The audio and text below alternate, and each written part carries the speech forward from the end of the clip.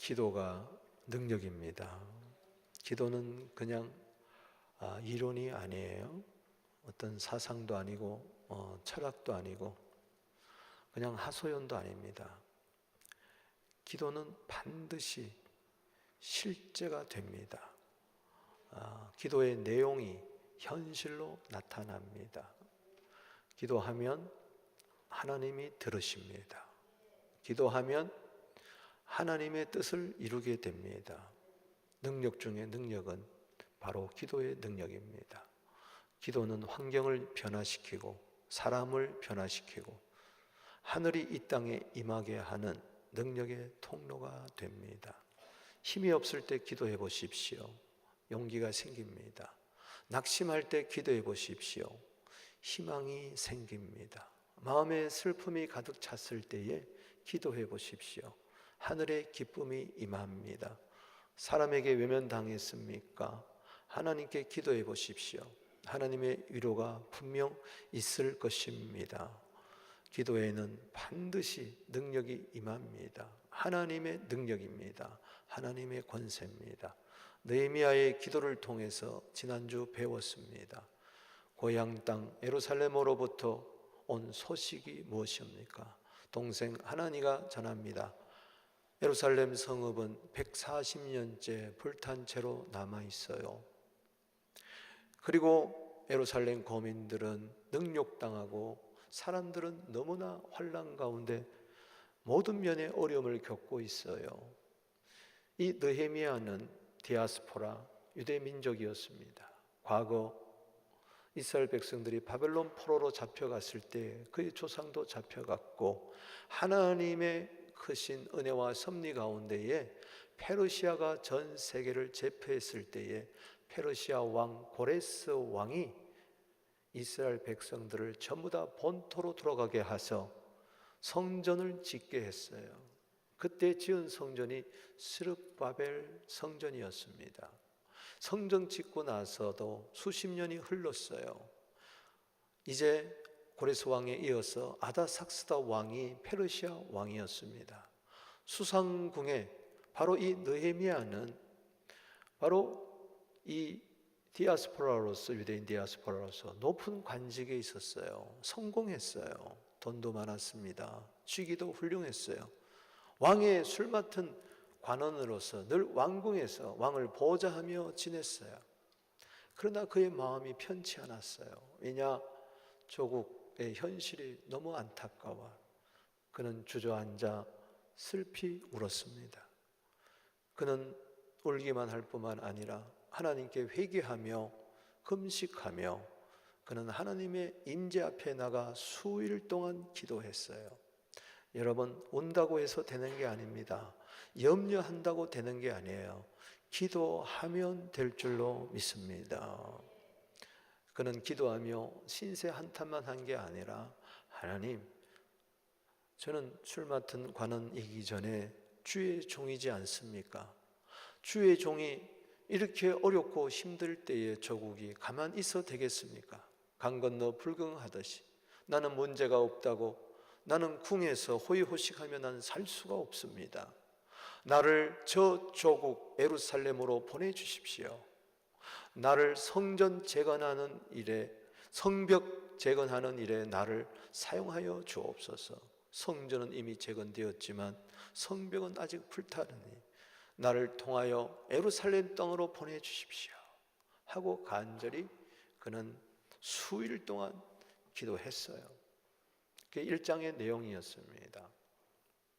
그런데 기도하면 하나님이 기회를 주십니다. 어느 날 왕에게 나아갈 기회가 있었어요. 포도주를 가지고 왕께 나아갑니다. 전에 느헤미야의 얼굴에는 수심이 없었어요. 그런데 그날따라 얼굴에 수심이 가득합니다. 염려가 가득해요. 얼굴이 창백한 거예요. 왕이 느헤미야의 얼굴을 보니 느헤미야야, 내 얼굴이 왜 그 모양이냐? 너는 몸에 병이 없는 줄로 아는데 얼굴이 안 좋구나. 무슨 걱정이 있느냐? 그럴 때에 이 느헤미야는 두렵고 떨리는 마음으로 왕에게 모든 사정을 이야기합니다. 왕이시여, 저는 유대 사람인 걸 알지 않습니까? 내 조국 이스라엘 예루살렘의 형편이 지금 너무 좋지 않습니다. 황폐해져 있고, 그리고 성은 다 불탄 채로 남아 있습니다. 어찌 내가 이런 상황에서 얼굴에 기쁨이 있겠습니까? 이렇게 자기의 사정을 이야기했어요. 그때 왕은 감동이 되었어요. 그래, 그러면 내가 너에게 무엇을 해줄 수 있겠냐? 내가 너를 돕고 싶다. 그럴 때 이 느헤미야의 위대한 점이 여기서 나옵니다. 그는 곧 자기의 모든 사정을 다 왕에게 낱낱이 아뢰는 것이 아니라 먼저 잠시 하늘의 하나님께 묵도했다는 것입니다. 기도했다는 거예요. 느헤미야 2장 4절을 한번 읽어보겠습니다. 시작. 왕이 내게 이르시되 그러면 내가 무엇을 원하느냐 하시기로 내가 곧 하늘의 하나님께 묵도하고. 먼저 사람에게 이야기하기 전, 사람에게 자기의 소원을 아뢰기 전 하나님께 먼저 소원을 아뢰었다는 겁니다. 이게 평소에 기도했기 때문에 일종의 기도의 내공이 쌓여서 1장에서 보았지만은 느헤미야는 회개하며 금식하며 하나님의 임재 앞에 나아가 종을 형통하게 해달라고 그렇게 간절히 기도하는 가운데에 그의 일상의 삶에서 저절로 기도가 터져 나오는 겁니다. 여러분, 기도라는 것은 시간을 내어 장소를 가지고 그렇게 하나님께 몇 날 며칠 기도하는 것도 기도지만 내 삶 가운데 기도가 녹아내려서 순간순간 찰나적으로 하늘의 하나님을 바라보는 거, 하늘의 하나님을 생각하는 거, 이것도 기도인 줄로 믿습니다. 평소에 삶 가운데서 기도가 이루어져야 된다. 어떤 분들은 주의 전에 나와 시간을 내어놓고 기도를 합니다만 그것이 종교적인 기도로 끝나버려요. 성전 문만 나서면 기도의 삶을 살지를 않아요. 기도는 생활화가 되어야 됩니다. 신앙과 생활이 분리돼서 안 되는 것처럼 기도도 생활과 분리되면 안 돼요. 내 삶이 기도고 내 생각이 기도고 내 말이 기도고 내 마음이 기도로 꽉 채워져야 돼요. 시편 109편 4절에 다윗의 고백이 나옵니다. 나는 저 사람을 사랑하는데 저 사람은 자꾸 나를 대적하니 나는 기도할 뿐이라. 그 기도할 뿐이라 원문에 보면 나는 기도라 이런 뜻입니다. I am prayer. 내가 기도다. 나는 기도 자체라는 거예요. 즉 기도와 나를 뗄래야 뗄 수가 없다. 하늘의 하나님께 먼저 묵도하고 그 다음에 5절 말씀에 보면 나를 고향 땅에 보내어 예루살렘에 보내어 성을 건축하게 하옵소서. 이게 참 중요합니다. 여러분, 먼저 하나님께 기도하십시오. 단 1초라도 총알 기도, 단 한순간이라도 화살 기도를 하게 되면 그 작은 기도 같을지라도 한순간에 흩어지는 기도 같아 할지라도 하나님은 작은 신음에도 응답해 주시는 분인 줄로 믿습니다. 작은 기도에도 기도의 위력은 나타난다. 하나님은 작은 기도하는 자도 결코 외면치 아니한다. 기도에 큰 능력이 있습니다. 사람은 위대한 게 아니에요. 기도 한때에 그 기도가 위대한 능력을 가져오게 되는 것입니다. 기도는 능력의 통로인 줄로 믿습니다. 오늘 느헤미야 2장에서 깨닫는 것은 이겁니다. 느헤미야가 기도할 때에 반드시 거기에 능력이 나타났다. 어떤 하나님의 사건이 일어났다 것입니다. 그게 뭔가 살펴보기를 원합니다. 그 첫 번째는 기도하니까 하나님의 선한 손길이 나타난 거예요. 오늘 여러분 8절 말씀 한번 읽어보겠습니다. 시작. 왕의 삼림 감독 아삽에게 조서를 내리사 그가 성전에 속한 영문의 문과 성곽과 내가 들어갈 집을 위하여 들보로 쓸 제목을 내게 주게 하옵소서 하며 내 하나님의 선한 손이 나를 도우심으로 왕이 허락했다. 이 6절 7절도 이렇게 가만히 들여다보면 6절에 보면 왕이 느헤미야와 이야기하는 동안에 그 옆에 누가 있습니까? 그때의 왕후도 왕 곁에 앉아 있었다. 이게 하나님의 놀라운 인도입니다.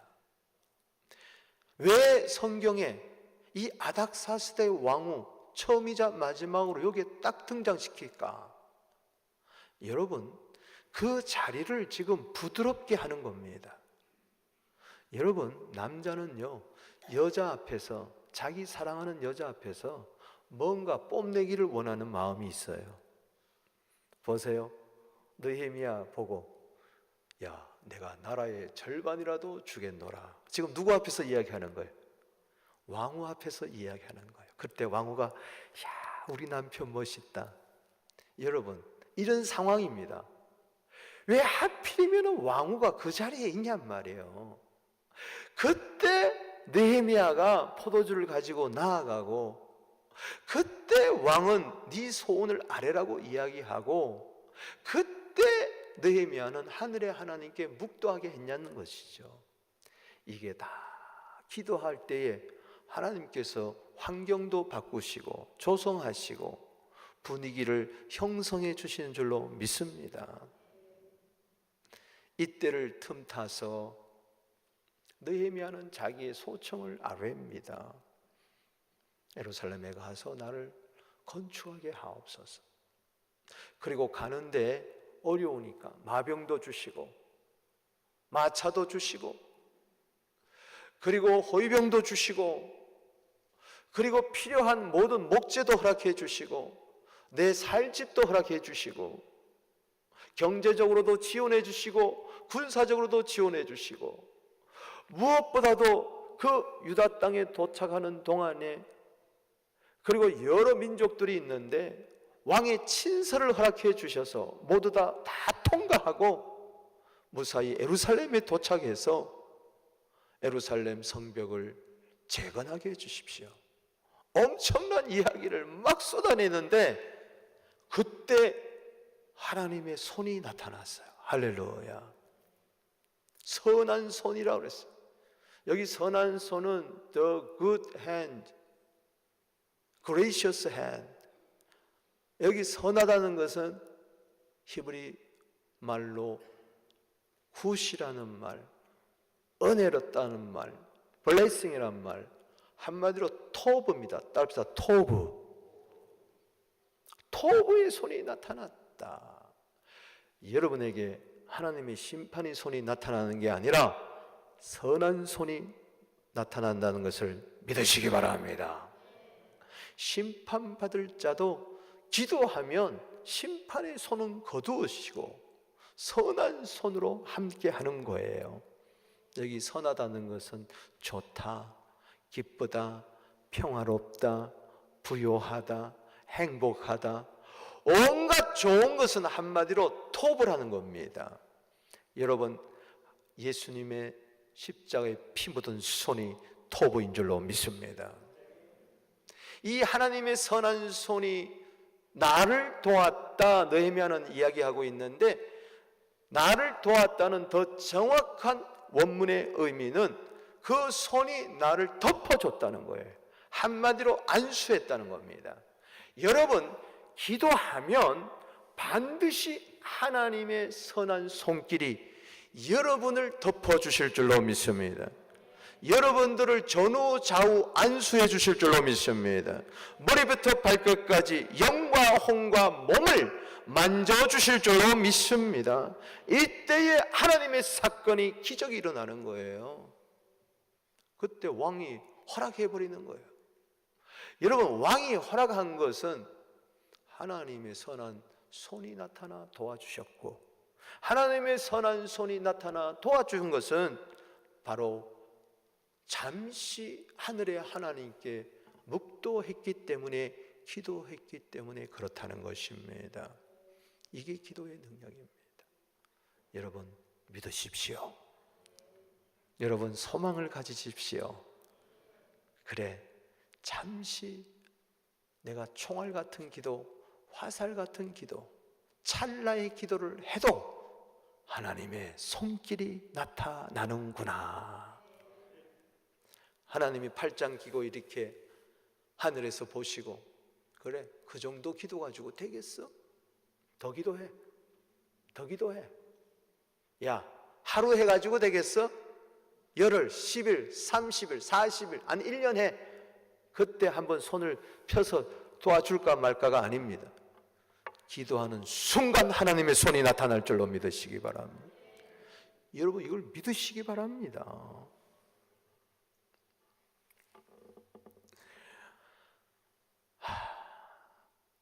오늘 필요한 건 이거예요. 하나님의 손이 나타나야 돼요. 하나님의 손길이 필요해요. 내 손만 갖고만 안 돼요. 수고가 헛될 수가 있어요. 내 수고가 헛되지 않으려면 하나님의 손이 나를 붙들어 주셔야 돼. 하나님의 손이 나를 도와주셔야 돼. 기도하면 하나님이 나타나 도와주십니다. 그래서 환경이 변하고, 그래서 내가 변하고, 가정이 변하고, 사회가 변하고, 하나님의 뜻이 이루어지게 되는 것입니다. 제가 38살에 서구 장로교회에 왔어요.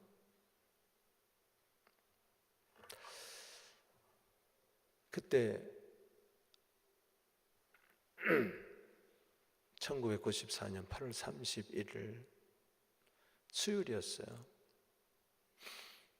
공항에 도착하고 짐 풀고 수요예배 드렸을 때가 엊그제 같아요. 그때 마가복음 2장 22절 설교했어요.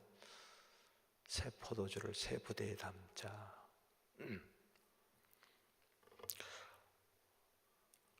근데 그때 여러분 잘 아시지만 교회당이 없었어요. 제가 지금 생각해봐도 세 군데서 왔다 갔다 하면서 교회를 옮겼어요. 세 군데 교회를 옮겨 다니면서 예배를 드렸어요. 근데 그러니까 이렇게 길을 다니면 그냥 눈에 건물만 보이는 거예요. 교회당 있는 교회는 얼마나 좋을까. 예배당 있는 교회는 마음껏 기도하고 예배드리고 아이들 뛰어놀고. 그래서 그냥 이렇게 지나가면 교회당 건물만 보이는 거예요. 근데 하루는 옥빌에서 신방을 마치고 돌아가는 길에 예쁜 예배당이 있는 거예요. 뾰족한 종탑 십자가에 너무 예뻐요. 그런데 그 옆에 푸른 동산이 있는 거예요. 넓은 푸른 초원이 있는데 공원이 있는 거예요. 공원 옆에 교회가 있어요. 근데 거기 놀이터 있죠. 축구장이 있죠. 벤치가 다 놓여 있죠. 그래서 너무 아름다워가지고 잠시 차를 세우고 거기서 잠시 기도했어요. 하나님, 우리 서부교회도 언젠가 교회당을 주실 터인데 주시려면 공원 딸린 교회를 주세요. 그리고 한 1분도 안 돼. 한 몇 초 그렇게 기도했어요. 그리고 그 자리를 떠난 기억이 있습니다. 근데 2002년도 4월에 나사렛 성전 1차 입당하고 나서 첫 새벽 기도를 말씀을 전하고 딱 강단 앞에 엎드렸는데 딱 주의 음성이 내 안에 내적인 음성이 들리는 거예요. 내가 내 기도를 들었노라. 그래서 저는 우리가 성전 참 어렵게 힘들게 지어 들어왔는데 아마 그 기도 응답했나 보다 하는데 또 들리는 거예요. 내가 네 기도를 들었다. 그게 무엇이죠? 질문했습니다.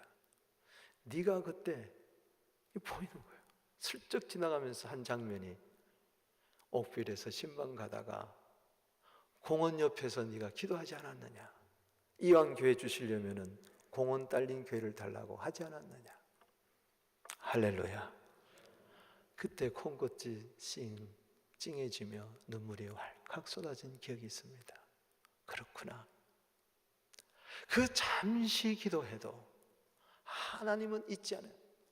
나는 기도해놓고도 잊어버렸는데, 그래서 가만히 보니까 우리 여기가 한 3회가 조금 안 됩니다만 공원 옆에 달린 교회가 공원이 17회카입니다. 7회카면 10,000평이 넘어. 거기 어린이 공원이 있죠. 이번에 크게 다시 보수해가지고 새로 만들었습니다. 축구장이 있죠. 소프트볼 야구장이 있죠. 주일이면 아이들이 거기서 뛰어놀죠. 그 길거리에 주차장도 있죠. 저건 주일날 우리가 단독으로 쓰는 겁니다. 할렐루야. 그렇구나. 잠시 기도해도 하나님의 손이 나타나 도와주시는구나. 이게 기도의 위력이다. 이사야 41장 10절 말씀에 나의 오른손으로 너를 붙들리라. 내가 참으로 너를 도와주리라. 역대상 4장 10절에 고통 가운데 태어났던 이 야베스, 주의 손으로 나를 도우사 환난을 벗어나 근심이 없게 하여 주시옵소서. 주의 손으로 좀 도와주세요. 오늘 주의 손길이 기도 가운데 나타납니다. 능력의 손길이 나타납니다. 여러분의 손으로, 자그마한 손으로 할 수 없는 것들을 그 불가능한 것을 가능하게 만들도록,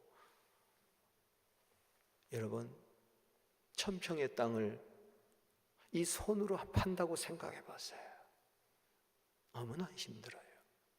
그러나 불도자로 퍽퍽 팔면요, 불도자의 손으로 파면요, 금방 파게 되는 겁니다. 역대상 29장 12절에 다윗은 이렇게 이야기합니다. 부와 귀가 주께로 말미암고 주는 만유의 주제가 되사 주의 손에 능력과 권세가 있사오니 모든 자를 크게 하심과 강하게 하심이 주의 손에 있나이다. 다윗은 늘 그랬어요. 시편 31편 5절에 나의 영을 주의 손에 부탁합니다. 31편 15절에 나의 앞날이 주의 손에 있사오니 원수와 핍박하는 자의 손에서 나를 건져 주시옵소서. 하나님의 얼굴을 구하면 하나님의 손이 나타납니다. 하나님의 얼굴은 임재입니다. 하나님을 먼저 구하세요. 그러면 반드시 하나님의 손이 나타납니다. 능력이 나타납니다. 2장 오늘 4절에 하늘의 하나님 앞에 묵도했다. 그것이 바로 하나님의 얼굴이란 뜻입니다. 파님이란 뜻입니다. 그럴 때 8절에 하나님의 손이 나타났다. 하나님의 능력이 나타납니다. 하나님의 얼굴을 구할 때에 하나님의 손이 나타나는 것을 믿으시기를 바랍니다. 그렇습니다. 시편 119편 73절 읽어보겠습니다. 시작. 내가 주의 법도를 택하여 싸우니 주의 손이 항상 나의 도움이 되게 하소서. 이 기도를 날마다 드리게 되기를 바랍니다. 목사님, 하나님은 영이신데 무슨 손이 있어요? 이것을 신학적인 용어로 신인동형론적인 표현이다. 하나님 귀, 손 등등, 얼굴, 손이 나타났다는 것은 가만히 있어요. 손으로 일하는 거예요. 하나님의 손이 나타났다는 것은 하나님이 일하신다는 겁니다. 우리가 기도하는데 일은 하나님이 하시는 겁니다. 성경에서 하나님의 손은 하나님의 성령이라고 이야기합니다. 성령께서 나타나 역사하신다는 거예요. 성령이 나타나 도와주신다는 것이죠.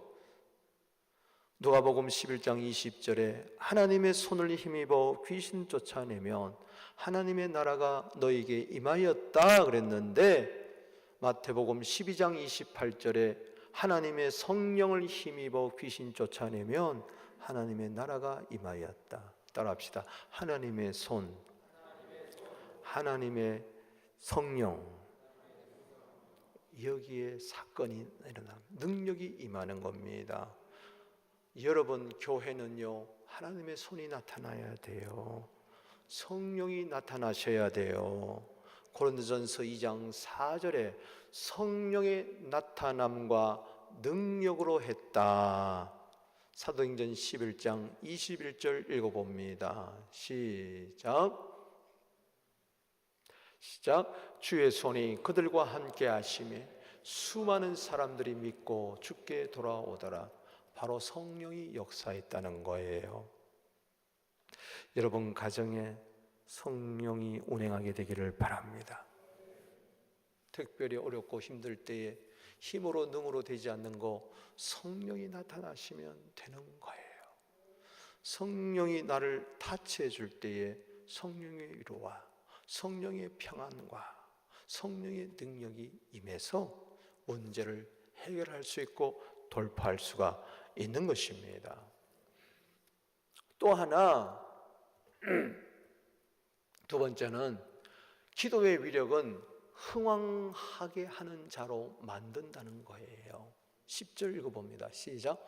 호른 사람 산발락과 종이었던 많은 암몬 사람 도비아가 이스라엘 자손을 흥왕하게 하려는 사람이 왔다함을 듣고 심히 근심하더라 그랬어요.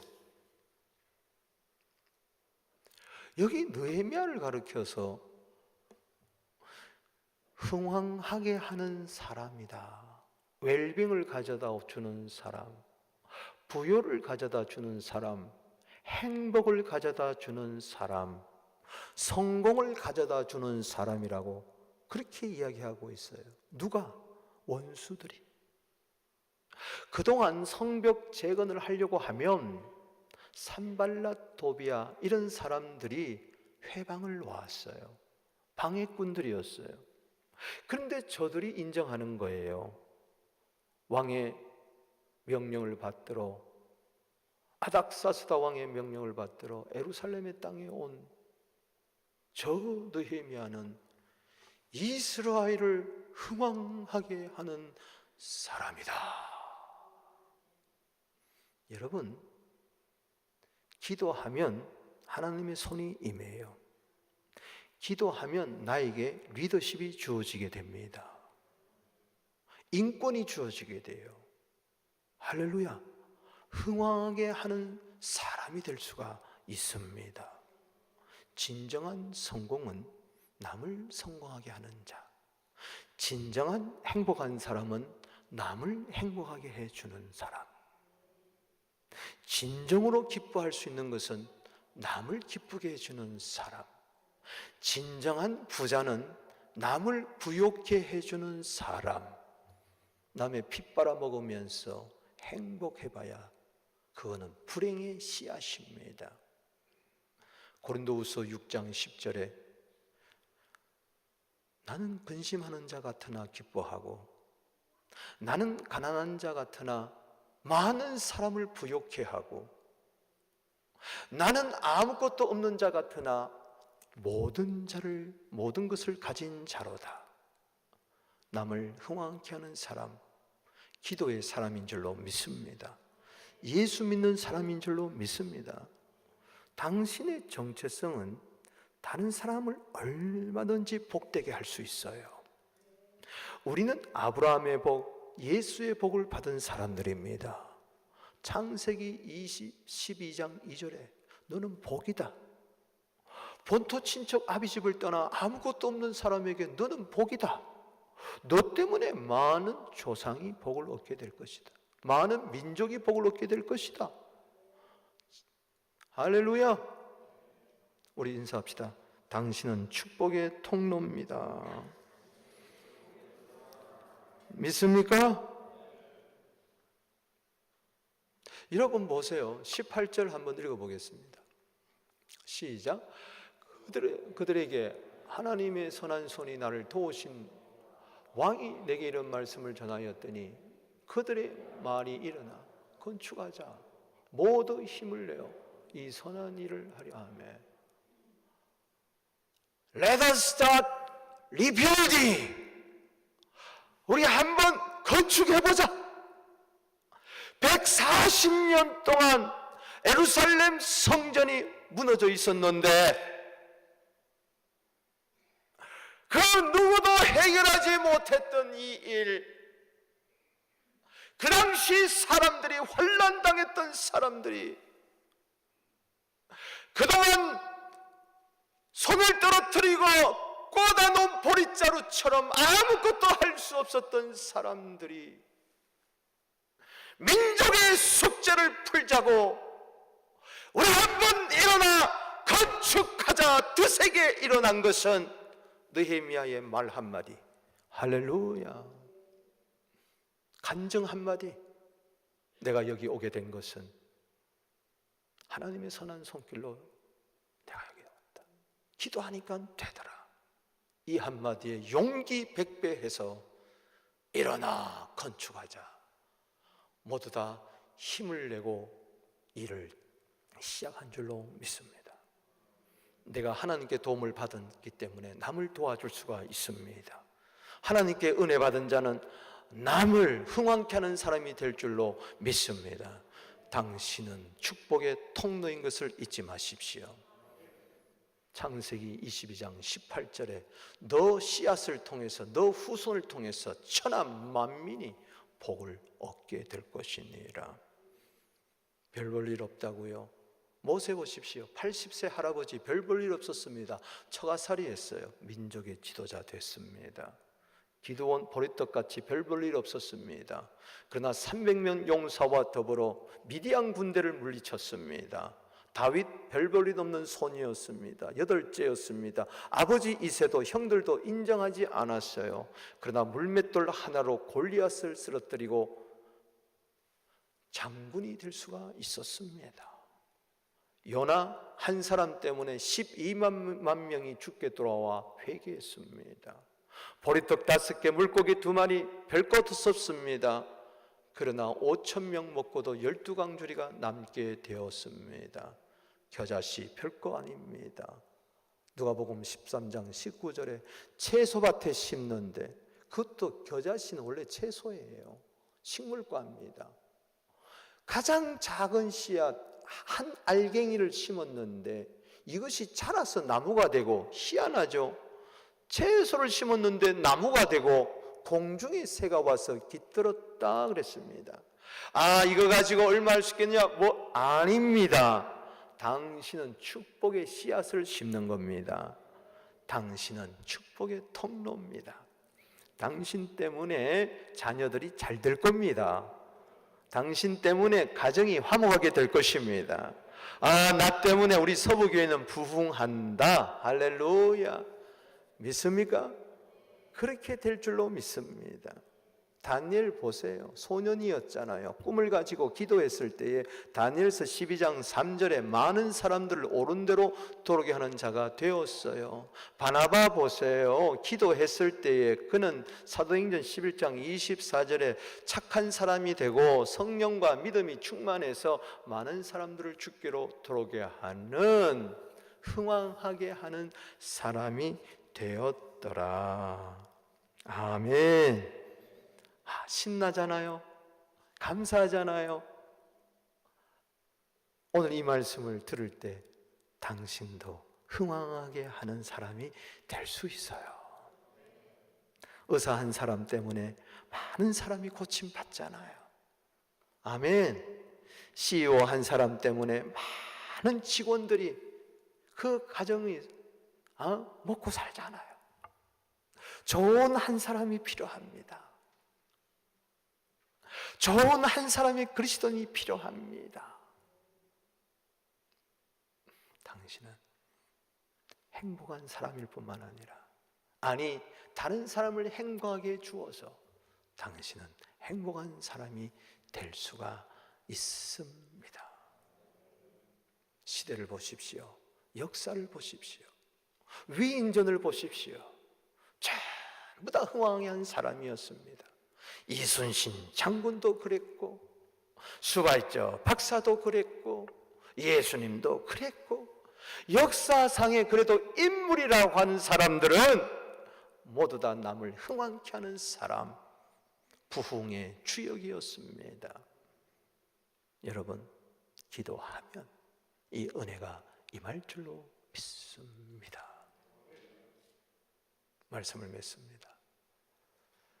내 가진 거 바라보지 마세요.